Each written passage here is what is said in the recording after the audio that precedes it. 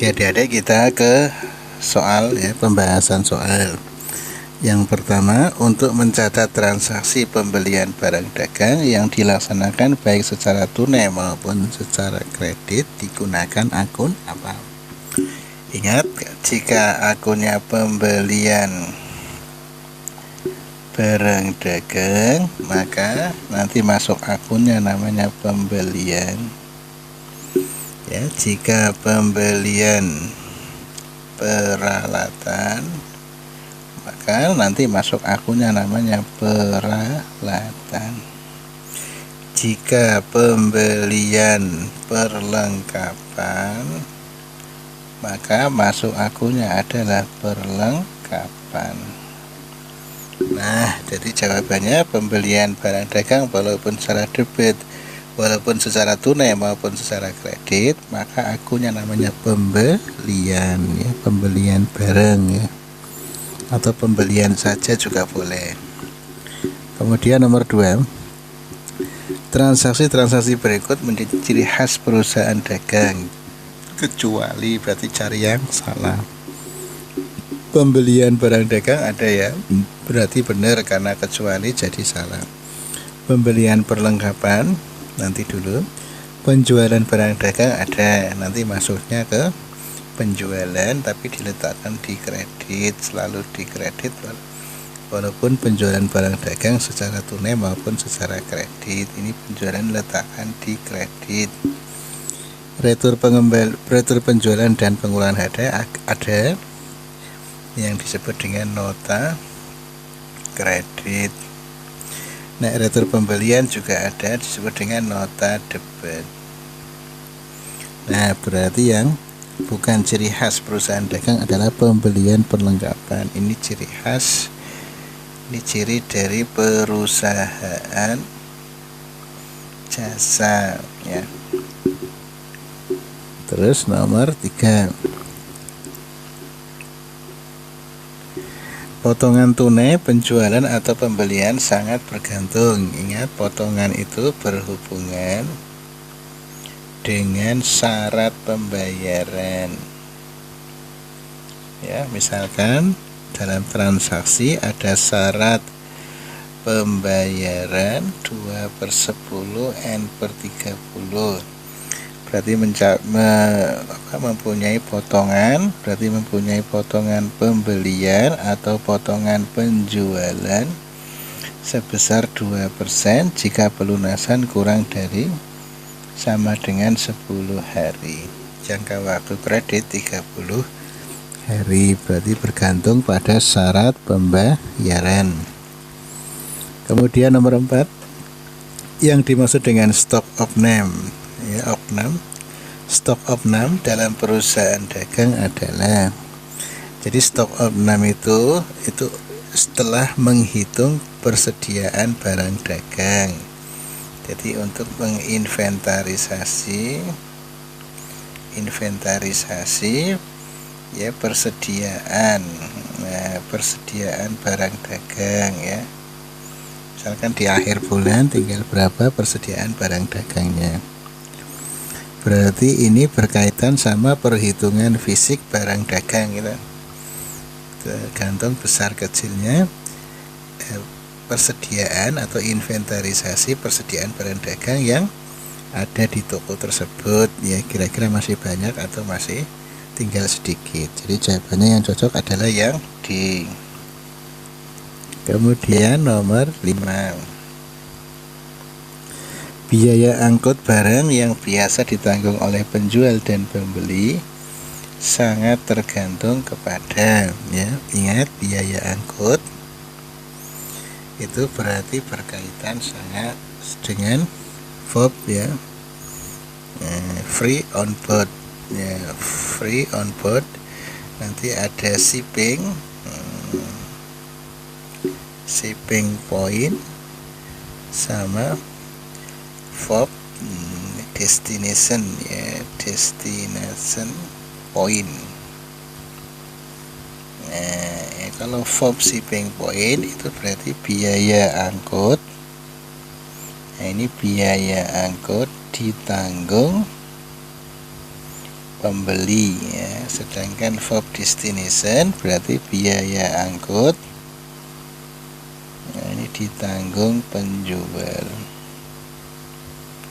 Nah, jadi pertanyaannya biaya angkut biasa ditanggung oleh penjual sangat bergantung pada syarat penyerahan. Ini namanya syarat penyerahan barang. Ada verb shipping point, ada verb destination point. Jawabannya E.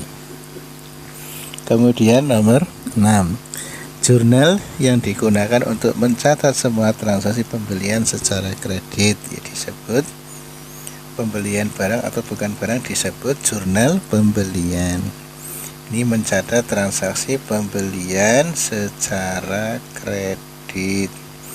Kalau jurnal umum itu jurnal biasa yang bisa digunakan untuk perusahaan jasa maupun perusahaan dagang ya. Itu ada jurnal umumnya dan dagang.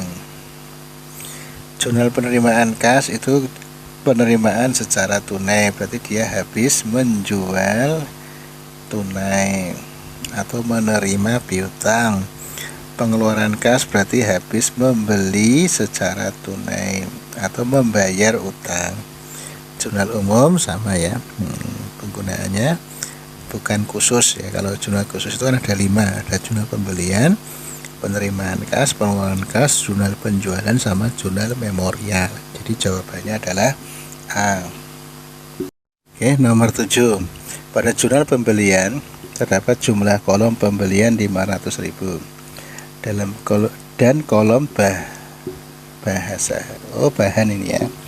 Maksudnya ini bahan ya. Bahan habis pakai atau perlengkapan itu 60.000. Maka jurnal tersebut diposting ke buku besar adalah, ingat dia pembelian. Pembelian itu berarti masuk ke debit kalau dia jurnal pembelian.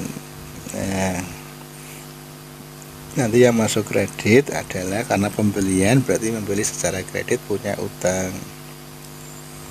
Jadi yang masuk kredit itu utang ya. Nah, yang masuk debit itu adalah dia membeli. Pembelian berarti pembelian barang dagang, pembelian. Terus di sini adalah barang atau bahan ya, habis pakai, BHP. Berarti pembeliannya masuk debit, bahan habis pakainya juga masuk debit. Jadi jawabannya yang cocok adalah C. Yang masuk kredit postingnya itu adalah utang karena pembeliannya secara kredit.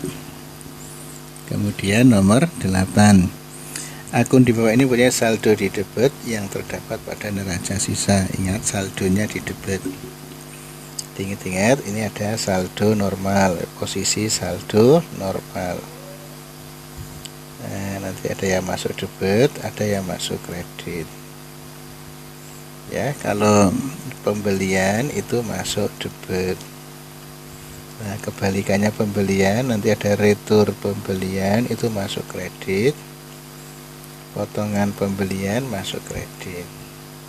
Kalau penjualan itu masuk kredit, kebalikannya berarti potongan penjualan masuk debit, kemudian retur penjualan juga masuk kredit. Pokoknya potongan retur berduaan, bertemanan. Kemudian beban itu masuk debit. Nah, cari jawabannya.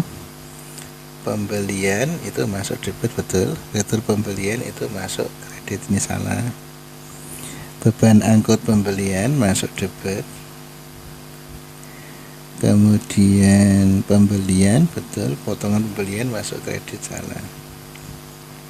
Oh, yang B, beban angkut, betul. Retur penjualan, ini ada potongannya, salah. Penjualan, betul, masuk. Oh, ini masuk debit ya, berarti ini salah, ini gak masuk kredit. Pembelian, betul. Beban angkut, betul. Retur penjualan, betul, ada ya. Jawabannya yang E. Kemudian nomor 9, akun di bawah ini yang masuk saldo kredit terdapat pada neraca sisa.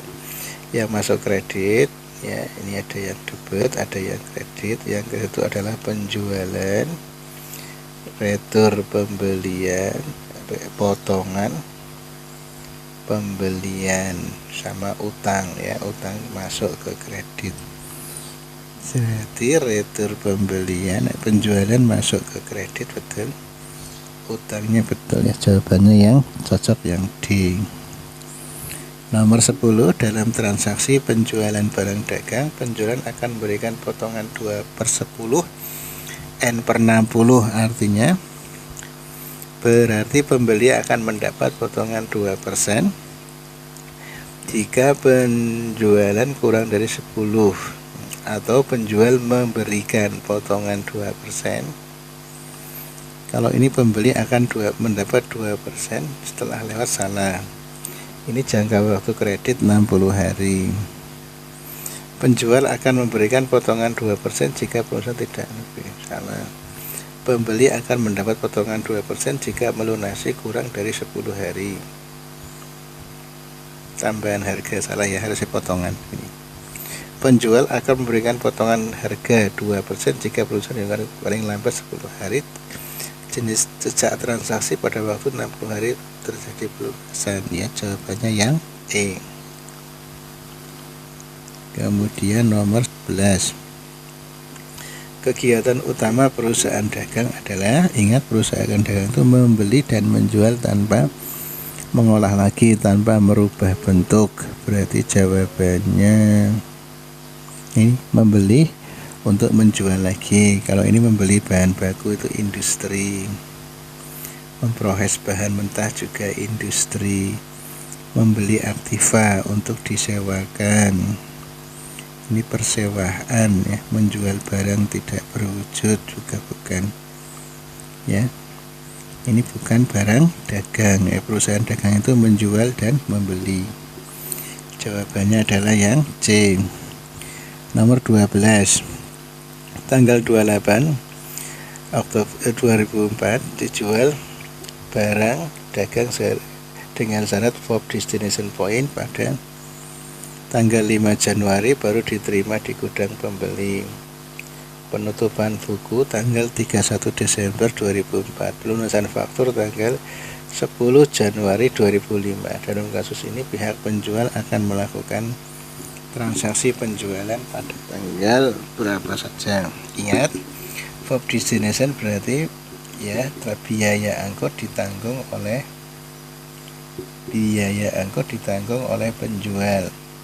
Nah, biaya angkut ditanggung oleh penjual berarti pas tanggal transaksinya itu tanggal 28, berarti dia berpengaruh dalam hal biaya angkut dicatat sekaligus ya, berarti tanggal 28 Desember sampai berpengaruh lagi adalah tanggal 5 Januari karena nyampe gedung pembeli.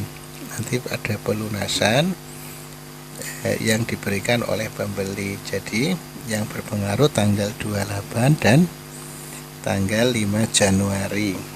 Tanggal 28 mencatat biaya angkut yang ditanggung oleh penjual. Tanggal 5 Januari mencatat kas yang masuk yang diterima dari pembeli.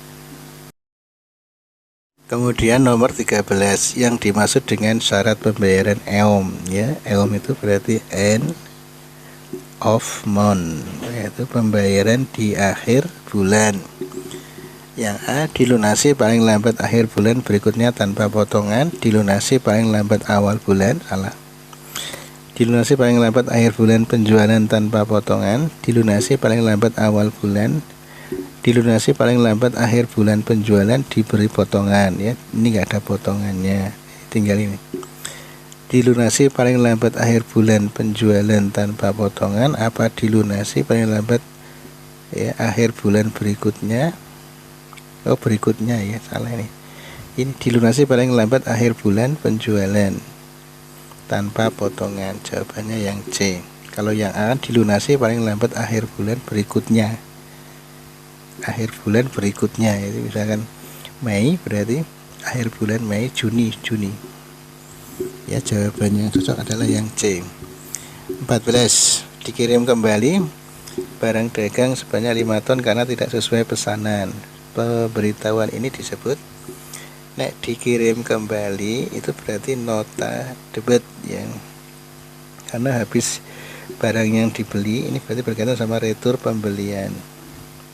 Barang yang dibeli berarti rusak, dikembaliin kembali, dikirim kembali ya. Ingat kata kuncinya adalah kalau ada kata-kata dikirim kembali berarti nota debit ya, berkaitan sama retur pembelian. Kalau ada kata-kata diterima kembali berarti nota kredit, ini berkaitan sama retur penjualan. Jadi jawabannya adalah C. Kemudian nomor 15. Retur pembelian dan penjualan biasanya terjadi tadi karena barangnya rusak atau cacat ya. Barang yang dibeli dijual tidak sesuai dengan pesanan, barang yang dibeli jual rusak atau cacat, barang yang dijual tidak rusak, salah nih. Terjadi perselisihan, salah. Barang yang dijual belikan secara tunai, salah. Nah ini tinggal milih barang yang dibeli tidak sesuai dengan pesanan apa dijual rusak atau cacat. Biasanya rusak atau cacat dikembaliin lagi. Kalau tidak sesuai pesanan, biasanya sesuai dengan pesanan cuma rusak ya. Jawabannya B. Nomor 16 yang dimaksud dengan EOM ya, tadi sudah, yaitu dilunasi paling lambat akhir bulan, penjualan tanpa potongan. Nanti ada EOM ya, yang transaksi kredit, ada kata-kata faktur, ada EOM, terus dibayar dengan syarat. Nah, kemudian nomor 17. Dalam transaksi jual beli diterapkan syarat FOB destination point ya. Ingat, FOB destination itu berarti ditanggung, biaya angkut ditanggung oleh penjual ya.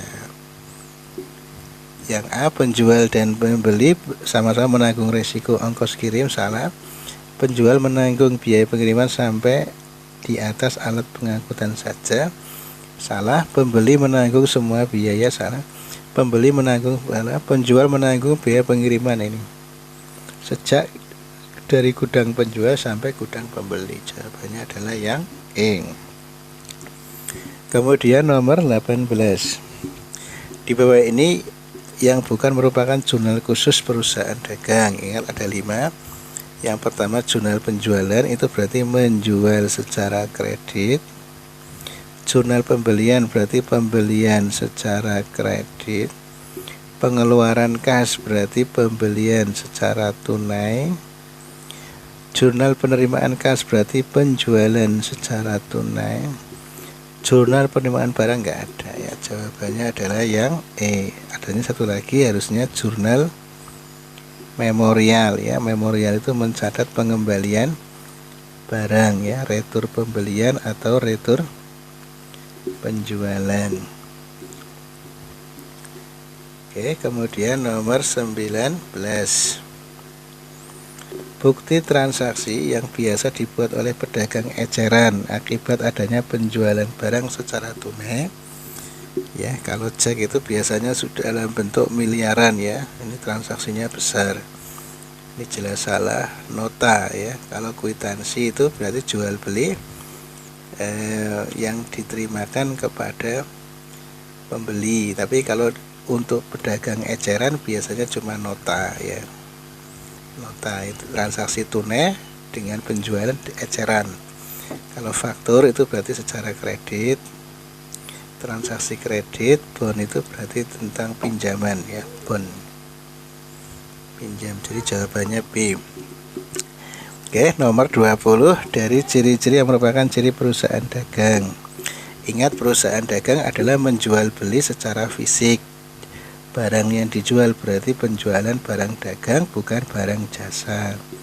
Jadi secara fisik dan penjualannya secara penjualan barang dagang. Mendapat pendapatan pokok diperoleh dari penjualan barang dagang. Jadi 2 sama 3. Kenapa yang satu salah? Menjual belikan secara abstrak itu biasanya masuk kepada barang perusahaan jasa. penjualan jasa, ya pendapatan pokok diperoleh dari penjualan jasa, tentunya ini masuk perusahaan jasa. Perusahaan jasa. Jadi jawabannya adalah yang 2 dan 3. Oke, terima kasih adik-adik, mudah-mudahan bermanfaat. Salam sehat selalu, matur nuwun.